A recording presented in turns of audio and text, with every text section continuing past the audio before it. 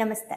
ಓದ್ತಾ ಇರೋ ಪುಸ್ತಕದ ಹೆಸರು ಜೀವನ ಸ್ಫೂರ್ತಿಯ ಕಥೆಗಳು. ಬರ್ದಿರೋದು ಮಹಾಬಲ ಸೀತಾಳ ಬಾವಿ ಸರ್. ಸೊ ಇವಾಗ ಓದ್ತಾ ಇರೋ ಕತೆ ಯಾವುದು ಅಂದ್ರೆ ಹಸಿವಿನ ನಿದ್ದೆ. ಹಸುವಿನ ನಿದ್ದೆ. ಕೌ ಸ್ಲೀಪ್ ಆಯ್ತಾ.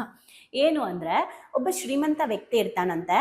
ಆ ಶ್ರೀಮಂತ ವ್ಯಕ್ತಿ ಹೋಗ್ಬಿಟ್ಟು ಒಬ್ಬ ಗುರುಗಳ ಬಳಿ ಹೋಗ್ತಾನಂತೆ. ಹೋಗ್ಬಿಟ್ಟು ನನ್ನ ಹತ್ರ ದುಡ್ಡಿದೆ, ಎಲ್ಲ ಇದೆ, ಆದ್ರೆ ನೆಮ್ಮದಿ ಇಲ್ಲ, ನನಗೆ ಏನೋ ಒಂಥರ ಜೀವನ ಸಾಕಾಗ್ಬಿಟ್ಟಿದೆ ಗುರುಗಳೇ, ದಯವಿಟ್ಟು ನನಗೆ ಈ ಸಮಸ್ಯೆಯಿಂದ ಪರಿಹಾರ ಕೊಡಿ ಅಂತ. ಆಗ ಗುರುಗಳು ಆಯ್ತಪ್ಪ ಸರಿ, ಒಂದ್ ಕೆಲಸ ಮಾಡು, ಸಂಜೆ ಬಾ ಅಂತ ಹೇಳ್ತಾರಂತೆ. ಸರಿ ಆಯ್ತು ಅಂದ್ಬಿಟ್ಟು ಶ್ರೀಮಂತ ಹೋಗ್ತಾನಂತೆ. ಸಂಜೆ ಬರ್ತಾನಂತೆ, ಗುರುಗಳೇ ಬರಕ್ ಹೇಳಿದ್ರಿ ಅಂತ. ಬಾಪ ಏನ್ ಮಾಡು ಗೊತ್ತಾ, ಹಸುವಿನ ಕೊಟ್ಟಿಗೆಗೆ ಹೋಗು, ಹಸುಗಳು ಕಟ್ಟಾಕಿರೋ ಕೊಟ್ಟಿಗೆಗೆ ಹೋಗು. ನೀನ್ ಏನ್ ಮಾಡ್ಬೇಕು ಅಂತ ಅಂದ್ರೆ, ಹಸು ಎಲ್ಲ ಹಸು ಸಗಣಿ ಹಾಕತ್ತೆ ಅಲ್ಲ, ಸೊ ಅದನ್ನೆಲ್ಲ ನೀನು ಕ್ಲೀನ್ ಮಾಡಬೇಕು ಒಂದು. ಮತ್ತೆ ಎಲ್ಲ ಹಸುಗಳನ್ನು ಮಲಗಿಸ್ಬೇಕು, ಎಲ್ಲ ಹಸುಗಳು ಮಲಗಿದ ಮೇಲೆ ನೀನು ಮಲಗಬೇಕು ಅಂತ ಹೇಳ್ತಾರಂತೆ. ಎಲ್ಲ ಹಸುಗಳು ಮಲಗಿದ ಮೇಲೆ ನೀನು ಮಲಗಬೇಕು ಅಂತ. ಅದ್ರಲ್ಲಿ ನನ್ನ ಸಮಸ್ಯೆ ಬಗೆಹರಿಯತ್ತಾ ಅಂತಾನಂತೆ. ನೀನು ಹೋಗಪ್ಪ ಮಾಡು ಅಂತ. ಸೊ ಇವನು ಹೋಗ್ಬಿಟ್ಟು ಅಲ್ಲೆಲ್ಲ ಹಸುಗಳನ್ನ ಮಲಗ್ಸಕ್ಕೆ ಹೋಗ್ತಾನಂತೆ. ಬೆಳಗ್ಗೆ ಬರೋಷ್ಟರಲ್ಲಿ ಶ್ರೀಮಂತ ಫುಲ್ಲು ಸುಸ್ತಾಗ್ಬಿಟ್ಟಿರ್ತಾನಂತೆ. ಬಂದ್ಬಿಟ್ಟು ಗುರುಗಳಿಗೆ ಹೇಳ್ತಾನಂತೆ, ಗುರುಗಳೇ ನನ್ಗೆ ಆಗ್ತಾ ಇಲ್ಲ, ನಾನು ತುಂಬಾ ಟಯರ್ಡ್ ಆಗ್ಬಿಟ್ಟಿದ್ದೀನಿ ಅಂತ. ಆಗ ಗುರುಗಳು ಯಾಕಪ್ಪ ಅಂತ ಕೇಳ್ತಾರಂತೆ. ನೀವು ಹೇಳಿದ್ರಿ ಎಲ್ಲಾ ಹಸುಗಳು ಮಲಗಿದ ಮೇಲೆ ನೀನ್ ಮಲ್ಗು ಅಂತ, ಆದ್ರೆ ಎಲ್ಲಾ ಹಸುಗಳು ಮಲಗ್ಲೇ ಇಲ್ಲ ಗುರುಗಳೇ ಅಂತ ಹೇಳ್ತಾನಂತೆ. ಯಾಕೆ ಅಂದ್ರೆ, ಒಂದ್ ಮಲ್ಗೋಷ್ಟ್ರಲ್ಲಿ ಒಂದ್ ಎದೊಳ್ತಾ ಇತ್ತು, ಇನ್ನೊಂದ್ ಮಲ್ಗೋಷ್ಟ್ರಲ್ಲಿ ಇನ್ನೊಂದ್ ಎದೊಳ್ತಾ ಇತ್ತು, ಒಂದ್ ಕೂರ್ಸಿದ್ರೆ ಇನ್ನೊಂದ್ ನಿಂತ್ಕೊಂತಾ ಇತ್ತು. ಬೆಳಗ್ಗೆ ತನಕನೂ ನಾನು ಎಲ್ಲಾ ಹಸುಗಳನ್ನ ಮಲಗ್ಸಕ್ ಹೋದ್ರೆ ಯಾವ್ದಾದ್ರು ಒಂದಾದ್ರೂ ಹಾಗೇ ನಿಂತ್ಕೊಂಡ್ಬಿಡ್ತಿತ್ತು, ಮಲಗ್ತಾ ಇರ್ಲಿಲ್ಲ. ಎಲ್ಲಾ ಮಲ್ಗೋ ತನಕ ನೀವು ಮಲಗಬೇಡಿ ಅಂದ್ರೆ ನನಗಾಗ್ಲೇ ಇಲ್ಲ ಅಂತ ಹೇಳ್ತಾನಂತೆ. ಆಗ ಗುರುಗಳು ಹೇಳ್ತಾರಂತೆ, ನೋಡಪ್ಪ, ಜೀವನ ಅಂದ್ರೂ ಹೀಗೇನೆ.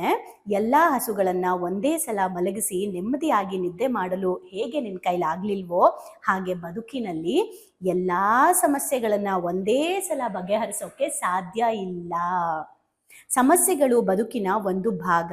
ಅವುಗಳನ್ನು ಬಗೆಹರಿಸಿ ಮುನ್ನಡೆಯೋದನ್ನ ಕಲಿಬೇಕೇ ಹೊರತು ನಾವು ಸಮಸ್ಯೆಗಳೆಲ್ಲಾ ಬಗೆಹರಿದ ಮೇಲೆ ನೆಮ್ಮದಿಯಿಂದ ಇರ್ತೀನಿ, ಎಲ್ಲಾ ಒಟ್ಟಿಗೆ ಬಗೆಹರಿಸ್ಬಿಡ್ತೀನಿ ಅಂತ ಅನ್ಕೊಬಾರ್ದು. ಅದೇ ದೊಡ್ಡ ಸಮಸ್ಯೆ ಆಗುತ್ತೆ. ಎಲ್ಲಾ ಸಮಸ್ಯೆ ಬಗೆಹರಿಸ್ಬೇಕು ಅನ್ಕೊಳ್ಳೋದೇ ದೊಡ್ಡ ಸಮಸ್ಯೆ ಆಗುತ್ತೆ. ಸಮಸ್ಯೆ ಒಂದೊಂದೇನೆ ನಾವು ಬಗೆಹರಿಸ್ಕೊಂಡು ಮುಂದಕ್ಕೆ ಹೋಗೋದನ್ನ ಕಲಿಬೇಕಾಗಿದೆ. ಎಲ್ಲಾ ಹಸುಗಳು ಒಟ್ಟಿಗೆ ಹೇಗೆ ಮಲ್ಗಲ್ವೋ, ಎಲ್ಲಾ ಸಮಸ್ಯೆಗಳು ಸಡನ್ ಆಗಿ ಮಾಯ ಆಗಲ್ಲ. ಸೊ ಅದಕ್ಕೆ ಅದರದ್ದೇ ಆದಂತ ಸಮಯ ತಗೊಳತ್ತೆ. ಅದನ್ನ ಸ್ವೀಕರಿಸುವಂತಹ ಶಕ್ತಿ ನಿನ್ನಲ್ಲಿ ಬೆಳಿಬೇಕಾಗಿದೆ ಅಂತ ಹೇಳ್ತಾರಂತೆ.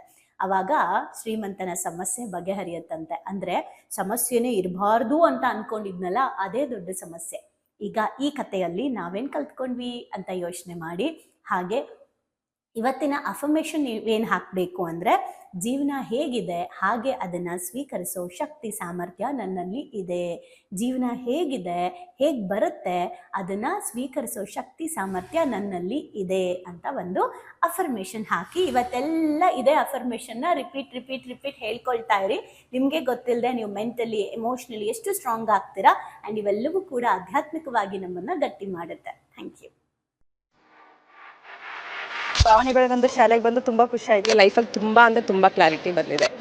ತುಂಬಾನೇ ಬದಲಾವಣೆ ಆಗಿದೆ. ನಂಗೆ ತುಂಬಾ ಖುಷಿ ಇದೆ ನಾನು ಇಲ್ಲಿಗೆ ಬಂದಿರೋದು. ನನಗೆ ತುಂಬಾ ಖುಷಿ ಆಗ್ತದೆ. ಪ್ರತಿಯೊಂದಕ್ಕೂ ಸ್ಫೂರ್ತಿ ಸಿಕ್ಕಿದೆ, ನೆಮ್ಮದಿ ಸಿಕ್ಕಿದೆ. ಒನ್ ವರ್ಡ್ ಅಲ್ಲಿ ಹೇಳ್ಬೇಕಂದ್ರೆ ಇಟ್ ಈಸ್ ಅಲ್ಟಿಮೇಟ್. ಲೈಫ್ ತುಂಬಾ ಕಾಂಪ್ಲಿಕೇಟ್ ಅನ್ಕೊಂಡಿದ್ದೆ, ಬಟ್ ಈ ಕ್ಲಾಸಿಗೆ ಸೇರಿದ್ಮೇಲೆ ತುಂಬಾ ಈಸಿಯಾಗಿ ಅರ್ಥಪೂರ್ಣವಾಗಿ ಹೇಗೆ ಜೀವಿಸ್ಬೇಕು ಅನ್ನೋದು ಗೊತ್ತಾಯ್ತು. ಆಕ್ಚುಲ್ ಆಗಿ ನಂಗೆ ತುಂಬಾ ಖುಷಿ ಇದೆ ನಾನು ಇಲ್ಲಿಗೆ ಬಂದಿರೋದು. ಈ ಒಂದು ವರ್ಕ್ಶಾಪ್ ಬಂದಿರೋ ಉದ್ದೇಶ ಅಂದರೆ ತಾರಾ ಮೇಡಮು ಏನೇ ಕೊಟ್ಟರು ಒಂದು ಅದ್ಭುತವಾಗಿ ಸ್ಪೆಷಲ್ ಆಗಿ ಕೊಡ್ತಾರೆ ಅನ್ನೋ ನಂಬಿಕೆ ಇದೆ. ಈ ಒಂದು ವರ್ಕ್ಶಾಪಲ್ಲಿ ಇನ್ನೂ ಅದ್ಭುತವಾಗಿ ಸಿಗ್ತದೆ ಅಂತ ನಂಬ್ಕೊಂಡು ಬಂದಿದ್ದೀನಿ. ಖಂಡಿತ ಆಗುತ್ತೆ. ಡೈಲಿ ಹೊಸ ಟಾಪಿಕ್ ನಾವು ಡೈಲಿ ವೇಟ್ ಮಾಡ್ತಾ ಇರ್ತೀವಿ, ಇವತ್ತೇನು ಹೇಳ್ಕೊಡ್ತಾರೆ, ನಾಳೆ ಏನು ಹೇಳ್ಕೊಡ್ತಾರೆ ಅಂತೇಳಿ. ನಾನು ಎಲ್ಲರಿಗೂ ಹೇಳೋದಷ್ಟೇ, ಅವ್ರು ಕೊಡೋ ಎಲ್ಲ ಟಾಸ್ಕ್ನು ಚೆನ್ನಾಗಿ ಫಾಲೋ ಅಪ್ ಮಾಡಿದರೆ ನಿಮ್ಮ ಜೀವನ ಇನ್ನೂ ತುಂಬ ಚೆನ್ನಾಗಿರುತ್ತೆ. ಎಜುಕೇಶನ್ ಬಂದ್ಮೇಲೆ ನನ್ನ ಲೈಫ್ ಸೇವ್ ಆಯ್ತು ಅಂತಾನೆ ಹೇಳ್ಬೋದು. ಸೊ ಬಹಳನೇ ಖುಷಿ ಇದೆ. ನಮ್ಮನ್ನ ನಾವು ಟ್ರಾನ್ಸ್ಫಾರ್ಮ್ ಮಾಡ್ಕೊಂಡು ಈ ಹ್ಯಾಬಿಟ್ಸ್ ಎಲ್ಲ ನಾವು ಇನ್ಸ್ಟಾಲ್ ಮಾಡ್ಕೊಂಡ್ರೆ ನಮ್ಮ ಲೈಫ್ ಖಂಡಿತವಾಗ್ಲೂ ಸಕ್ಸಸ್ಫುಲ್ ಆಗುತ್ತೆ ಅಂತ ಹೇಳ್ಬಿಟ್ಟು. ಸೊ ನಿಮ್ಮ ಲೈಫ್ ಚೇಂಜಿಂಗ್ ಟ್ರಾನ್ಸ್ಫಾರ್ಮೇಶನ್ ಅಂತ ಅಂದ್ರೆ ಇದಕ್ಕೆ ಎಮೋಜಿಮ್ is the most and main ಕಾರಣ ಅಂತಾನೆ ಹೇಳ್ತೀನಿ. ಎಕ್ಸ್ಪ್ರೆಸ್ ಮಾಡ್ಬೇಕಂದ್ರೆ ಒಂದು ವರ್ಡ್ ಅದು ಭಾಳ ಚಿಕ್ಕದಾಗತ್ತೆ. ಅದು ಏನಂತಂದ್ರೆ ಥ್ಯಾಂಕ್ ಯು ಅನ್ನೋಂಥ ವರ್ಡ್ ಮಾತ್ರ ನಾನು ಎಕ್ಸ್ಪ್ರೆಸ್ ಮಾಡ್ಬೋದು. ಒಂದೊಂದು ಸ್ಟೆಪ್ಪಲ್ಲೂ ನಾವು ಚೇಂಜ್ ಆಗ್ತಿದ್ದೀನಿ ಅನ್ನೋದು ತುಂಬಾ ನನಗೆ ಅಳವಡಿಕೆ ಆಗ್ತಿದೆ. ಮತ್ತು ಎಲ್ಲ ಸ್ಕೂಲು ಕಾಲೇಜ್ಗಳಲ್ಲೂ ಇದೊಂದು ಸಬ್ಜೆಕ್ಟ್ ಅಂತ ಇಡಬೇಕು ಮಕ್ಕಳಿಗೆ. ಎಲ್ರಿಗೂ ಯೂಸ್ ಆಗುವಂಥ ಕ್ಲಾಸ್ ಇದು, ಯೂನಿಕ್ ಆಗಿದೆ. ಇಮೋಜಿಮ್ ಟೀಮ್ಗೆ ಥ್ಯಾಂಕ್ ಯು. ಎಲ್ಲ ನಡೆಸ್ತಾ ಇರುವಂಥ ತಾರಾ ಮೇಡಮ್ಗೆ, ಸಂದೇಶ್ ಸರ್ಗೆ, ಜೊತೆಗೆ ಎಮೋಜಿನ್ ಟೀಮ್ಗೆ thank you so much. So ಯಾರ್ಯಾರೆಲ್ಲ ಸೇರ್ಕೊಂಡಿಲ್ಲ ದಯವಿಟ್ಟು ಸೇರ್ಕೊಳ್ಳಿ. So it is very utilising.